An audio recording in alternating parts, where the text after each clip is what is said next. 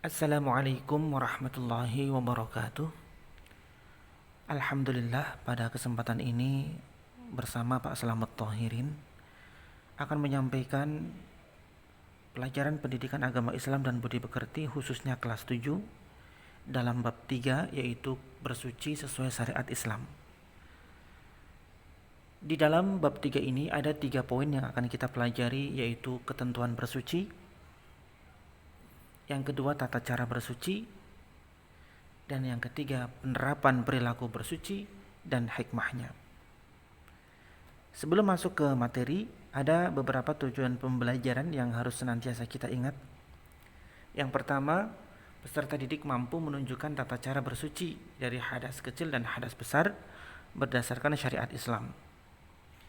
Yang kedua, peserta didik mampu melaksanakan tata cara bersuci dari hadas kecil dan hadas besar berdasarkan syariat Islam. Yang ketiga, menjelaskan ketentuan bersuci dari hadas kecil dan hadas besar. Yang keempat, mampu menerangkan tata cara bersuci dari hadas. Yang kelima, menunjukkan contoh bersuci dari hadas kecil dan hadas besar. Yang keenam, mempraktikkan bersuci dari hadas kecil dan hadas besar dalam kehidupan sehari-hari. Mari kita masuk ke ketentuan bersuci. Apa sih makna suci itu? Apa sih makna bersuci itu? Bersuci berasal dari bahasa Arab, yaitu toharoh. Suku katanya toharoh, yang artinya suci. Jadi kalau Pak Slamet namanya Thohirin, itu artinya orang-orang yang suci, insya Allah ya. Kemudian bersuci sendiri maknanya apa?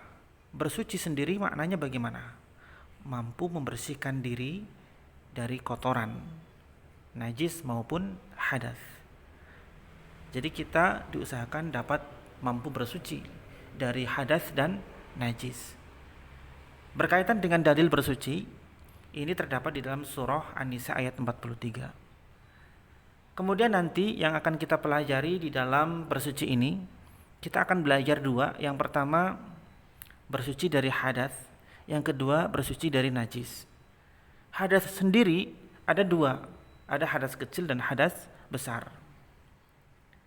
Kemudian najis ada tiga, ada najis mukhaffafah, ada najis mutawassithah, dan ada najis mughaladzah. Nanti kita akan pelajari satu persatu yang termasuk hadas kecil itu yang seperti apa, yang termasuk hadas besar yang seperti apa, dan tata cara mensucikannya bagaimana ya. Nah, ini adalah dalil berkaitan dengan bersuci, yaitu surah An-Nisa ayat 43. Coba perhatikan, disimak. A'udzu billahi minasy syaithanir rajim. Bismillahirrahmanirrahim. وإن كنتم مرضى أو على سفر أو جاء أحد منكم من الغائط أو لامستم النساء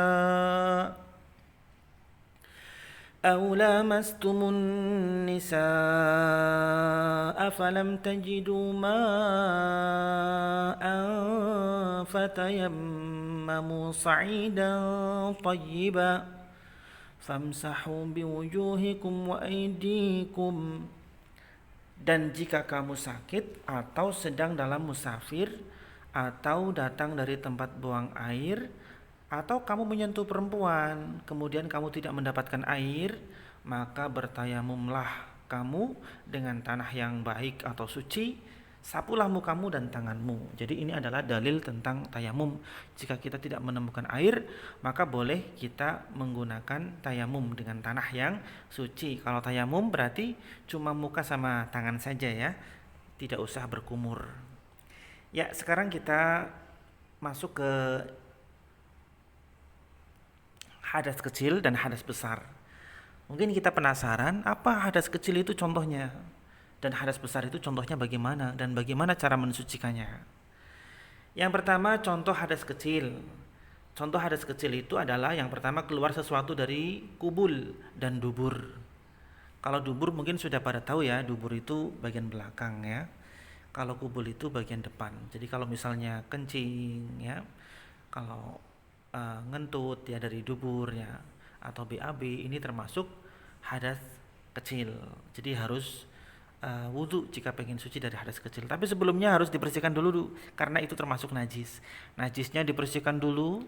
Setelah najisnya bersih baru kita mensucikan hadasnya. Jadi mensucikan najisnya dulu, setelah itu baru mensucikan hadasnya. Yang kedua hilang akal, misalnya tidur ya. Jadi tidur yang terbaring atau bersandar ya, ini termasuk membatalkan wudhu. Jadi harus wudhu lagi ya. Ini termasuk hadas kecil. Yang ketiga, bersentuhan kulit antara laki-laki dan perempuan yang bukan mahram ya. Maaf ini salah ketik ya. Jadi bukan muhrim tapi yang betul adalah mahram. Bersentuhan kulit antara laki-laki dan perempuan yang bukan mahram dalam mazhab Imam Syafi'i ya. Kalau misalnya kita mengikuti mazhab Imam Syafi'i, maka bersentuhan kulit antara laki-laki dan perempuan yang bukan mahram itu termasuk membatalkan, termasuk suami istri ya, itu membatalkan. Kemudian yang keempat, menyentuh kubul. Nah, kubul itu yang depan ya, misalnya kelamin ya, dan dubur yang belakang, misalnya kita cebok ya dengan telapak tangan, maka itu termasuk membatalkan wudhu atau hadas kecil. Jadi kita harus berwudhu lagi, baik kubul dan duburnya sendiri maupun kubul dan duburnya orang lain. Misalnya kita mawi'i adie ya, kita termasuk batal untuk wudhunya. Cara mensucikan hadas kecil yaitu dengan berwudhu. Nah, kalau nggak ada air maka boleh diganti dengan tayamum. Nah, ini hadas kecil ya. Sekarang hadas besar. Hadas besar itu contohnya adalah hubungan suami istri. Nah, ini nanti kalau sudah menjadi dewasa nanti akan tahu sendiri ya hubungan suami istri itu bagaimana. Tidak perlu saya jelaskan ya. Kemudian yang kedua, keluar mani atau sperma. Nah, ini kalau anak-anak sudah balik, anak-anak laki-laki ya. Ini kalau mimpi kemudian basah di alat kelaminnya yang lengket itu namanya sperma. Kemudian ada haid atau menstruasi bagi wanita ya. Kemudian melahirkan atau wiladah. Ada nifas. Kemudian meninggal dunia ya. Cara mensucikan hadas besar dengan cara mandi besar atau mandi wajib dengan membasahi seluruh tubuh dari ujung rambut sampai ujung kaki. Jika dalam keadaan uzur syar'i bisa juga dengan tayamum. Uzur syar'i itu misalnya nggak ada air atau misalnya sedang sakit keras yang ketika kena air atau mandi itu menyebabkan sakitnya tambah parah, maka boleh digantikan dengan tayamum. Tentunya untuk tayamum hanya muka dan tangan, jadi tidak perlu seperti mandi guling-guling, nggak perlu ya. Jadi sama dengan tayamum pengganti wudhu, sama juga tayamum pengganti mandi. Sekarang kita masuk ke macam-macam najis ya anak-anak. Yang pertama adalah najis mukhafafah atau najis ringan. Contoh najis ringan atau najis mukhafafah adalah air kencing bayi laki-laki yang belum makan apapun kecuali ASI. Ya, kalau sudah makan roti, makan pisang, nah itu ya bukan termasuk najis ringan lagi ya. Kemudian yang kedua najis mutawasitoh atau najis pertengahan. Najis mutawasitoh ini terbagi menjadi dua, ada najis hukmiyah, ada najis ainiyah.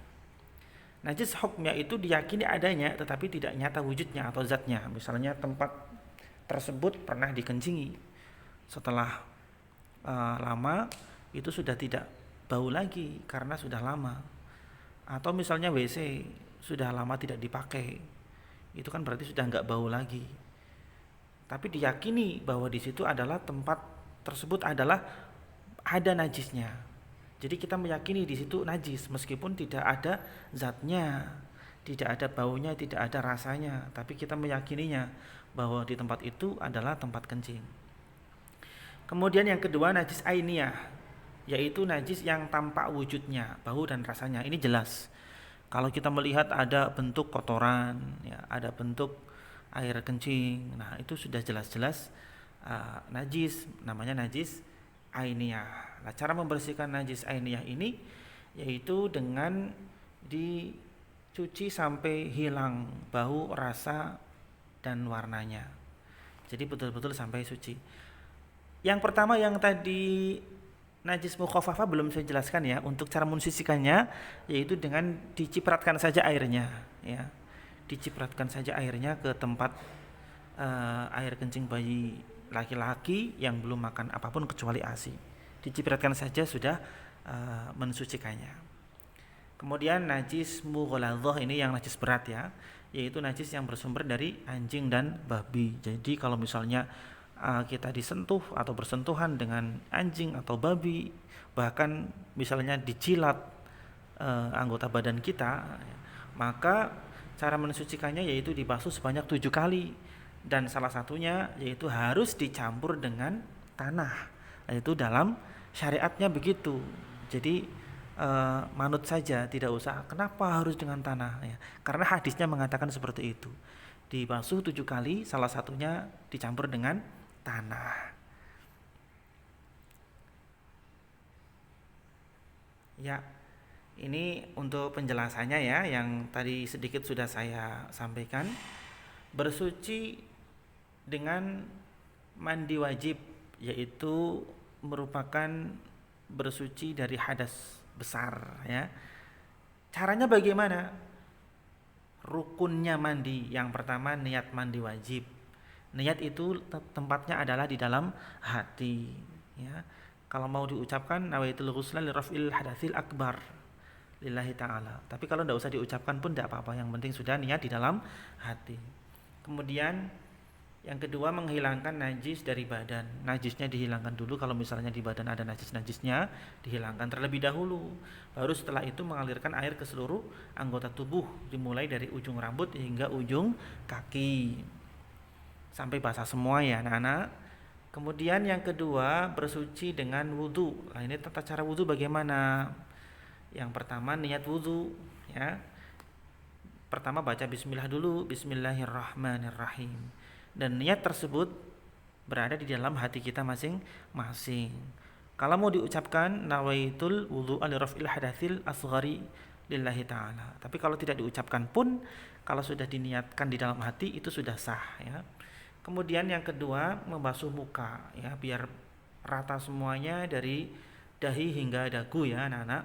Kemudian yang ketiga, membasuh kedua tangan hingga siku ya, jangan sampai kurang dari itu. Kalau melebihi itu lebih baik. Yang keempat, mengusap kepala atau sebagian kepala. Yang sempurna adalah dari depan ke belakang terus dikembalikan lagi, yaitu yang sempurna ya. Kemudian setelah dikembalikan lagi, langsung jari-jari kita, jari telunjuk masuk ke lubang telinga dan jari jempol mengusap daun telinga. Lah itu. Jadi langsung dari depan ke belakang, kembalikan lagi, tangannya, jarinya telunjuk masuk ke telinga, jari jempol memijit daun telinga. Ini sempurnanya seperti itu. Baru yang kelima adalah membasuh kaki hingga mata kaki. Kalau pengen sempurna, pengen afdol sampai di lutut atau sampai atas ya, silakan, boleh-boleh saja kalau dilaksanakan di rumah masing-masing. Tapi kalau di tempat umum ya jangan terlalu tinggi-tinggi ya, nanti auratnya kelihatan. Kalau kita melebihkan dari tempat basuhan, insya Allah nanti di akhirat akan menjadi cahaya yang akan menerangi kita semua.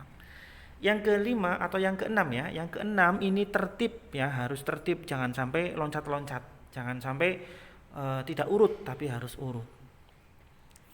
Kemudian selanjutnya adalah bersuci dengan tayamum. Bagaimana tata caranya? Yang pertama niat tayamum ya, yaitu dengan membaca bismillahirrahmanirrahim. Niat berada di dalam hati itu sudah sah ya. Menepuk telapak tangan ke tempat yang ada debunya, yaitu bisa di tembok, bisa di dinding, bisa di mana saja yang ada debunya ya. Kemudian meniup debu di telapak tangan agar tidak terlalu tebal. Jadi kalau misalnya terlalu tebal, ditiup dulu biar tidak terlalu tebal ya. Kemudian baru mengusap muka dengan telapak tangan yang berdebu tersebut rata ya. Setelah itu baru mengusap tangan. Ada yang mengatakan sampai siku, mazhab Syafi'i ya, tapi di dalam mazhab yang lain ada yang hanya sampai pergelangan tangan, boleh semuanya. Ya, sekarang kita masuk ke penerapan perilaku bersuci dan hikmahnya ya. Penerapan perilaku bersuci dalam kehidupan sehari-hari. Menjaga kebersihan lingkungan.